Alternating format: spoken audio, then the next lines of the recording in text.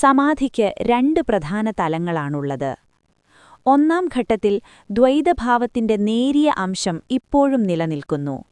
അതായത് ധ്യാനിക്കുന്ന വ്യക്തിയും ധ്യാനത്തിന്റെ വസ്തുവും അവിടെയുണ്ട്. എന്നാൽ രണ്ടാം ഘട്ടത്തിൽ ഈ ദ്വൈതഭാവം പൂർണ്ണമായും ഇല്ലാതാകുന്നു. പതഞ്ജലിയുടെ യോഗസൂത്രങ്ങളിൽ ആദ്യഘട്ടത്തെ സംപ്രജ്ഞാത എന്നു വിളിക്കുന്നു. എന്നാൽ വേദാന്തത്തിലും പൊതുവായ ഹിന്ദു തത്വചിന്തയിലും ഇതേ അവസ്ഥയെ സവികൽപ എന്നാണ് പലപ്പോഴും വിളിക്കുന്നത്. ഏകദേശം ഒരേ അനുഭവത്തെ വിവരിക്കുന്ന രണ്ട് സഹോദരന്മാർ എന്നു വേണമെങ്കിൽ ഇവയെ വിളിക്കാം. രണ്ടാമത്തെയും അന്തിമവുമായ ഘട്ടത്തെ യോഗസൂത്രങ്ങളിൽ അസംപ്രജ്ഞാത എന്നു വിളിക്കുന്നു. വേദാന്തത്തിൽ ഇത് നിർവികൽപ എന്നറിയപ്പെടുന്നു. നമുക്ക് ഒന്നാം ഘട്ടത്തിൽ നിന്ന് തുടങ്ങാം. സംപ്രജ്ഞാത അല്ലെങ്കിൽ സവികൽപ. സംപ്രജ്ഞാത എന്നാൽ വ്യക്തമായ അറിവോടുകൂടിയത് എന്നാണ് അർത്ഥം. സവികൽപ എന്നാൽ മാനസിക വൃത്തികളോടുകൂടിയത് എന്നും. ഈ അവസ്ഥയിൽ നിങ്ങളുടെ ഏകാഗ്രത പൂർണ്ണമാണ്. അത് അചഞ്ചലമാണ്. എന്നാൽ നിങ്ങൾ ശ്രദ്ധ കേന്ദ്രീകരിക്കുന്ന ഒരു വസ്തു അവിടെ അപ്പോഴുമുണ്ടായിരിക്കും. നിങ്ങളുടെ മനസ്സിനെ പൂർണ്ണമായും ശാന്തമായ ഒരു തടാകമായി സങ്കൽപ്പിക്കുക.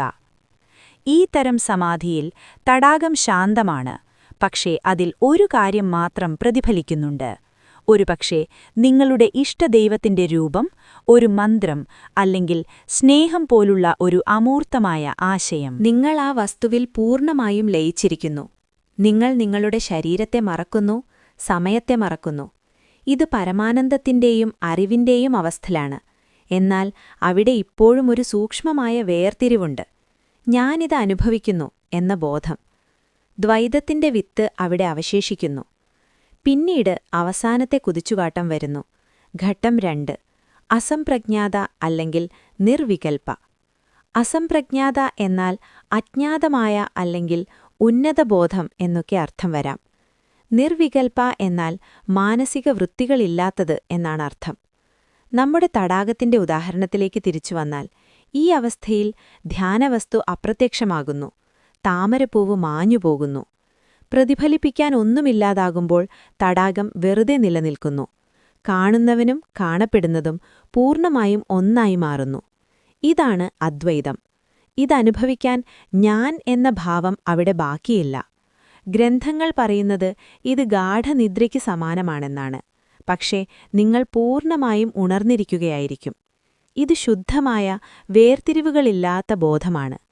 യോഗസൂത്രങ്ങളനുസരിച്ച് ഇവിടെയാണ് മുൻകാല കർമ്മങ്ങളുടെ വിത്തുകൾ കത്തിച്ചുടുന്നത്. ഇത് യഥാർത്ഥ മോക്ഷത്തിലേക്കോ കൈവല്യത്തിലേക്കോ നയിക്കുന്നു. അതുകൊണ്ട് ചുരുക്കി പറഞ്ഞാൽ, ഈ പാത ആരംഭിക്കുന്നത് ഏകാഗ്രമായ ലയനത്തോടെയാണ്. ഇതിനെ സംപ്രജ്ഞാത അല്ലെങ്കിൽ സവികൽപ എന്നു വിളിക്കുന്നു.